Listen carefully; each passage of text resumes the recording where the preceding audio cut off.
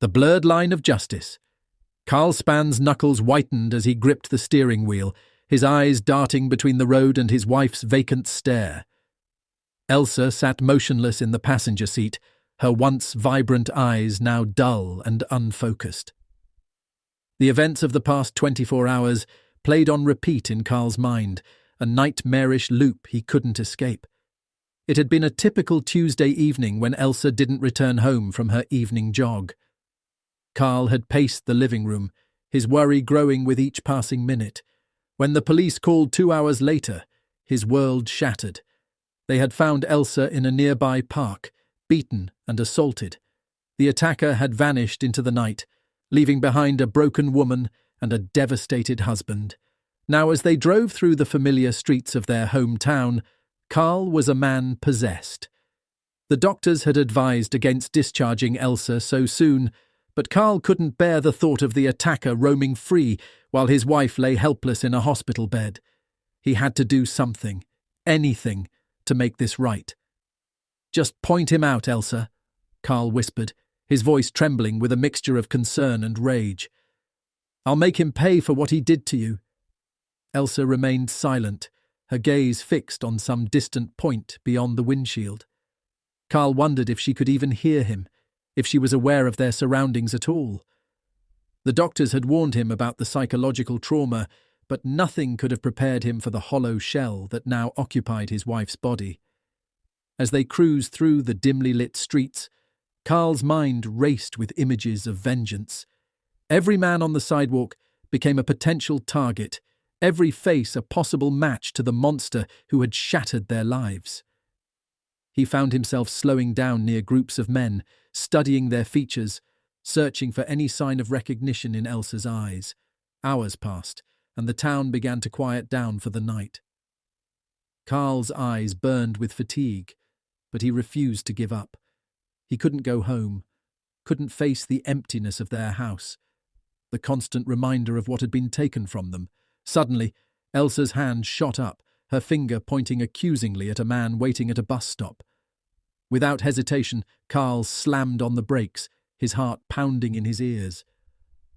The man stood alone under the harsh glow of a street lamp, his features thrown into sharp relief. "Are you sure, Elsa? Is that him?" Carl asked, his voice barely audible over the idling engine. Elsa nodded slowly, her eyes never leaving the stranger. It was the most response she had shown all night, and it sent a jolt of electricity through Carl's body. This was it. This was the moment he had been waiting for. Carl's hand reached for the door handle, his mind set on exacting revenge. But as he stepped out of the car, a flicker of doubt crossed his mind. Was this really the man? Or was Elsa's trauma-addled mind playing tricks on them both? The cool night air hit Carl's face as he approached the unsuspecting man. Up close, he looked ordinary, mid-30s, average height and build, with a day's worth of stubble on his chin. Could this unremarkable person really be capable of such a heinous act? "Excuse me," Carl said, his voice steadier than he felt. The man turned, surprise evident on his face. "Yes?" Carl faltered. He hadn't thought this far ahead. What was he supposed to say? "Did you assault my wife?"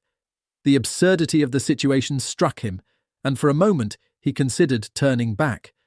But then he caught sight of Elsa in the car, her eyes still fixed on the stranger, and his resolve hardened. "I need you to come with me," Carl said, his tone leaving no room for argument.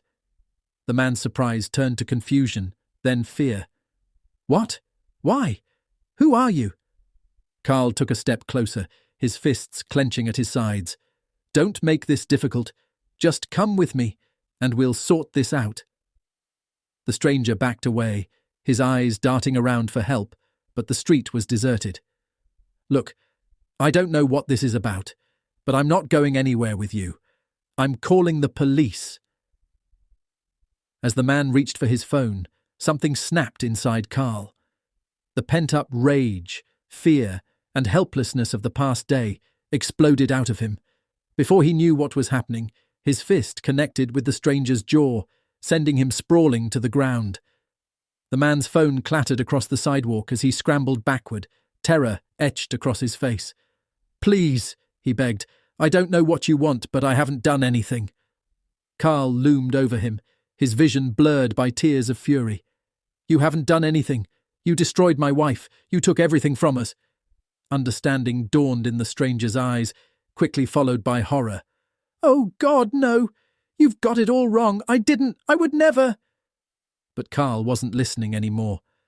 All he could see was Elsa's broken body in the hospital bed, her vacant stare, the life drained from her eyes. His fists rained down on the man, each blow fueled by grief and rage. It wasn't until he felt hands pulling him back that Carl realized he was screaming. Through the haze of his anger, he became aware of flashing lights and voices shouting orders. The police had arrived. As an officer handcuffed him, Carl's eyes sought out Elsa.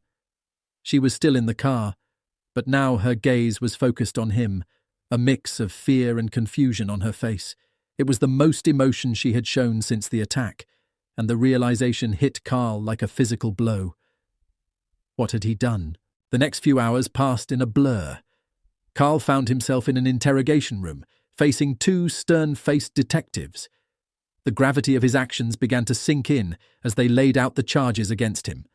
Assault, attempted kidnapping, possibly attempted murder. "Mr. Spann," one of the detectives said, his voice a mix of sympathy and disapproval. "We understand you've been through a traumatic experience, but taking the law into your own hands is never the answer." Carl buried his face in his hands. I couldn't stand the thought of him being out there, free, while Elsa was suffering. I had to do something." The other detective leaned forward. "The man you attacked, Mr. Spann, he has an alibi for the night of your wife's assault. He was working a night shift at the hospital, the same hospital where your wife was treated." The words hit Carl like a punch to the gut. He felt the room spin around him as the full weight of his mistake crashed down. "Oh God," he whispered, "what have I done?" As the implications of his actions sank in, Carl's mind raced through the potential consequences. He could go to jail, lose his job, destroy what was left of his life with Elsa. And for what? A moment of misguided vengeance against an innocent man. The detectives continued their questioning, but Carl barely heard them. His thoughts were with Elsa, wondering how she was coping, if she understood what had happened. He had set out to protect her, to seek justice, but in the end, he had only caused more pain and chaos. Hours later, Carl was released on bail, with strict instructions not to leave town or contact the man he had assaulted. As he stepped out of the police station, he was surprised to see Elsa waiting for him, accompanied by her sister, Sarah. Elsa's eyes met his, and for a moment Carl saw a flicker of the woman he had married, strong, compassionate and fiercely loyal. She didn't speak, but she reached out and took his hand, squeezing it gently.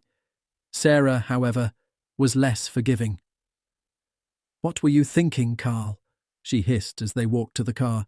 "Elsa needs stability and support right now, not whatever this was." Carl hung his head, unable to meet her accusing gaze. "I know. I messed up. I felt so helpless." The drive home was silent, heavy with unspoken words and emotions. As they pulled into the driveway, Carl turned to Elsa. "I'm so sorry," he whispered. "I wanted to make things right, but I only made them worse." Elsa looked at him for a long moment, then slowly nodded. It wasn't forgiveness, not yet, but it was acknowledgement. It was a start. The following weeks were a blur of lawyer meetings, therapy sessions, and sleepless nights. Carl threw himself into supporting Elsa's recovery, attending every appointment, researching trauma recovery techniques, anything to make amends for his disastrous attempt at vigilante justice. Slowly, painfully, Elsa began to emerge from her shell.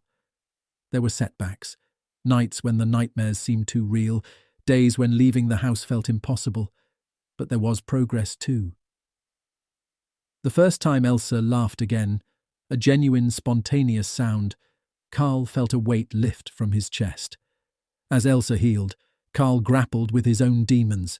The guilt over his actions ate at him, compounded by the knowledge that the real attacker was still out there. He attended anger management classes and started seeing a therapist of his own, trying to understand the rage that had driven him to such extremes. It was during one of these sessions that Carl had a breakthrough. "I think," he said slowly, "I was so focused on finding someone to punish, I lost sight of what really mattered, helping Elsa heal." His therapist nodded encouragingly. "That's an important realization, Carl. Trauma affects not just the victim, but their loved ones too. Your reaction, while misguided, came from a place of love and a desire to protect." Carl mulled this over. "So what do I do now? How do I make this right?" "You're already on the right path," the therapist assured him. "Continue supporting Elsa, work on managing your own emotions, and remember that healing takes time for both of you."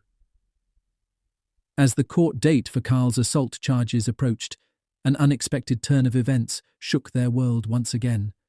The police made an arrest in Elsa's case, a serial offender who had been targeting joggers in several neighbouring towns.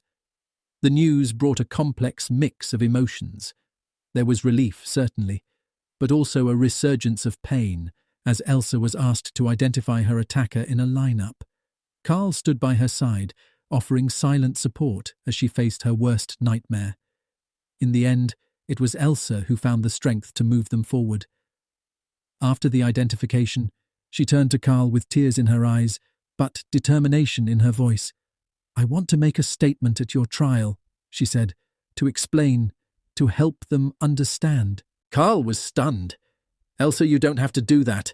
After everything you've been through—" She cut him off with a gentle hand on his arm. "We've both been through a lot, Carl, but we're still here, still fighting. Let me do this for you, for us." On the day of the trial, Carl sat in the courtroom, his heart pounding as Elsa took the stand. She looked pale but composed, her eyes finding his as she began to speak. "The night I was attacked," she started, her voice quiet but steady. "A part of me died. I retreated into myself, lost in fear and pain. But Carl never gave up on me. His actions that night were wrong, yes, but they came from a place of love so deep, so fierce, that it cut through my darkness." She paused, taking a deep breath before continuing. "I'm not excusing what he did, but I am asking for understanding. The man I married, the man I love, is not a violent person. He's a protector, a partner, who lost his way in the face of unimaginable pain. We've both been victims, and we're both working to heal. Please, allow us the chance to do that together." As Elsa stepped down from the stand, the courtroom was silent. Carl felt tears streaming down his face, overwhelmed by his wife's strength and loyalty. In the end, the judge took Elsa's statement into account, along with Carl's clean record and the extraordinary circumstances of the case. Carl was sentenced to probation and community service, with mandatory continued counselling. As they left the courthouse, hand in hand, Carl turned to Elsa. "I don't deserve you," he said softly. Elsa squeezed his hand. "We deserve each other," she corrected him. "We've been through hell, Carl, but we're going to get through this, together." Looking into her eyes, Carl saw not just the trauma of the past, but hope for the future. The road ahead would not be easy, but they would walk it side by side, stronger for having weathered the storm. As they stepped out into the sunlight, Carl realized that the line between justice and vengeance, love and obsession, was indeed blurred. But with Elsa by his side, he was determined to find his way back to the right side of that line, one day at a time.